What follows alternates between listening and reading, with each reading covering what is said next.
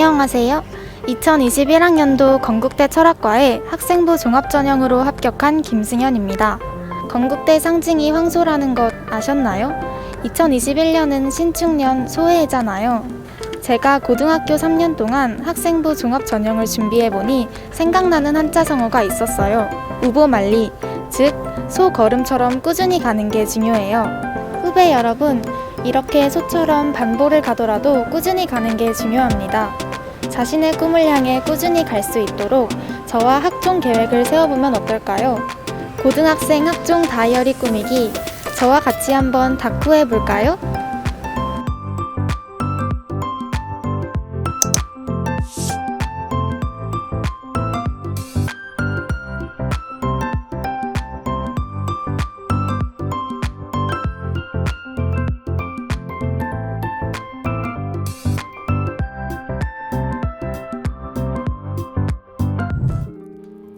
지금부터 건국대학교 홈페이지에서 다운받은 KU 꿈잡이 노트를 직접 작성해 볼게요.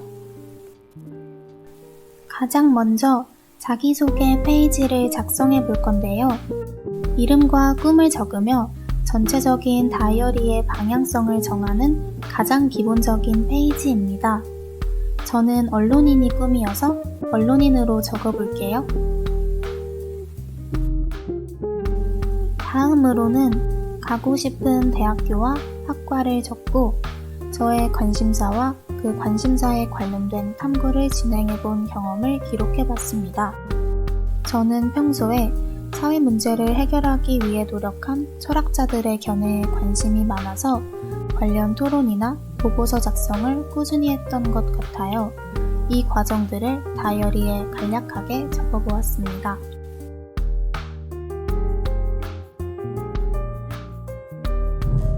이제 본격적으로 월별 일정을 기록해 볼 건데요. 제가 고등학교 3학년 때 다이어리를 적었던 기억을 바탕으로 1월부터 다이어리를 꾸며 볼게요. 1월은 고3 생활을 본격적으로 준비해야 하는 시기입니다. 참고로 저는 수시와 정시를 동시에 준비했는데요. 방학 중에는 정시에, 학기 중에는 수시에 더 집중했던 것 같아요. 그래서 방학 기간인 1, 2월 동안은 꾸준히 모의고사를 보려고 다이어리에 구체적인 목표와 계획을 세웠었습니다. 또 새학기가 되면 내신 시험 준비로 바쁠 것 같아서 새학기가 오기 전에 봉사활동이나 독서활동도 꾸준히 했었던 것 같아요. 저는 철학과를 준비했기 때문에 철학책을 위주로 독서 기록장을 채워나갔습니다.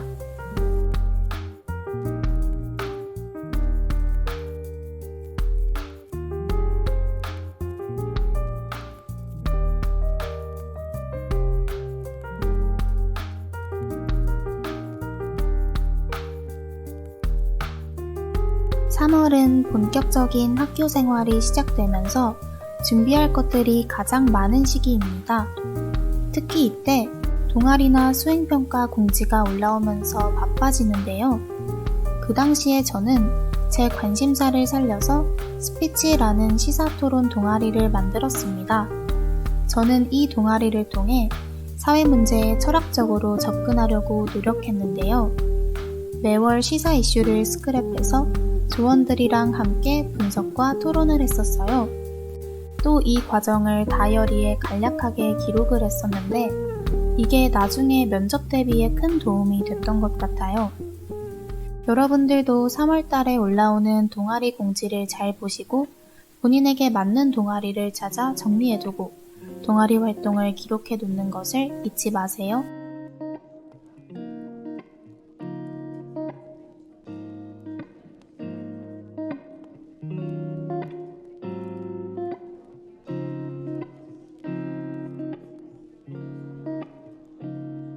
이번에는 입시에서 가장 중요한 달인 9월달 페이지로 넘어가 볼게요. 9월달은 원서 접수, 자소서 작성, 면접 준비 등으로 가장 바쁜 한 달인데요. 원서 접수 날짜가 대학별로 다르기 때문에 대학별 일정을 다이어리에 기록을 해서 헷갈리지 않게 해두는 게 좋아요. 또 자소서를 계속 소리내어 읽어보고 보완을 하는 것도 도움이 많이 되는 것 같아요.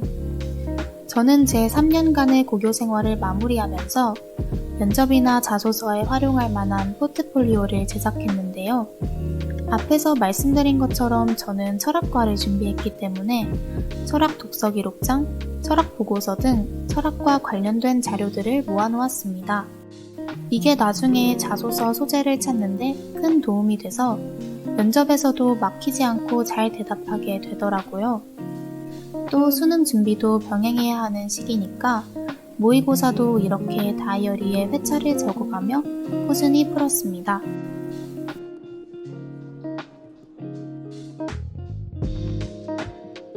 11월은 모두가 알다시피 아주 중요한 달이죠. 바로 수능의 달입니다. 저는 수능 일주일 전까지 계속해서 시간을 맞춰놓고 모의고사를 풀며 수능 당일에 긴장하지 않으려고 노력했던 것 같아요. 그리고 수능 일주일 전부터는 매일매일 한 과목을 정해 그 과목만을 공부했는데요. 이렇게 다이어리에 그날 할 일을 간략하게 적어놓고 공부했습니다.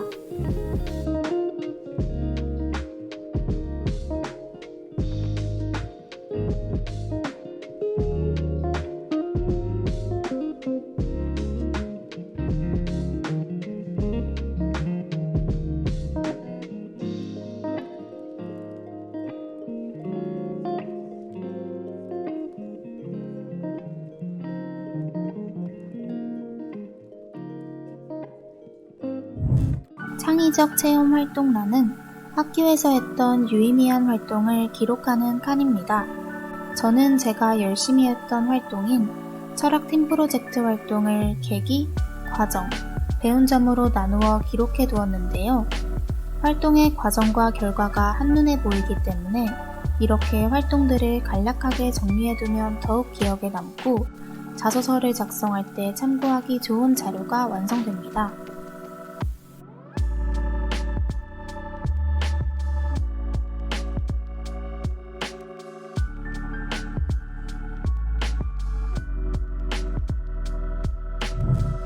이렇게 학교 활동을 정리하다 보면 마지막에 학생부 종합 전형에 관련된 정보들이 나와 있습니다. 평가 요소 중 학업 역량 부분은 성적을, 전공 적합성과 발전 가능성 부분은 학과와 관련된 학교 활동들을, 마지막으로 인성 부분은 봉사활동 등의 생기부 내용을 주로 봅니다. 따라서 이 네 가지 요소가 적절하게 어우러진 생기부와 자기소개서가 좋겠죠?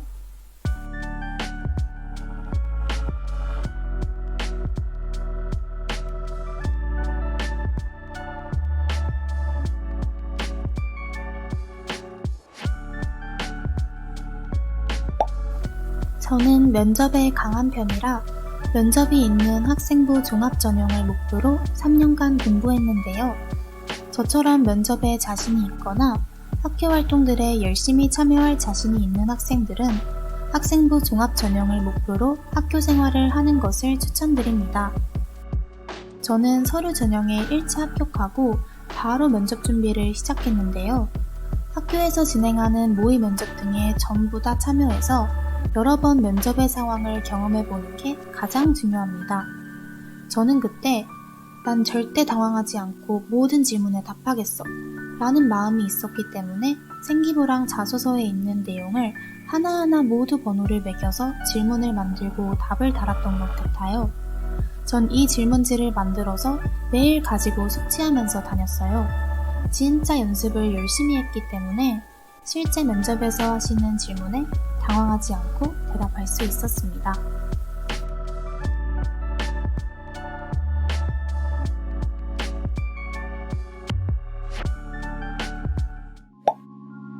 세특이 생기부에서 가장 중요한 거 여러분들도 아시죠?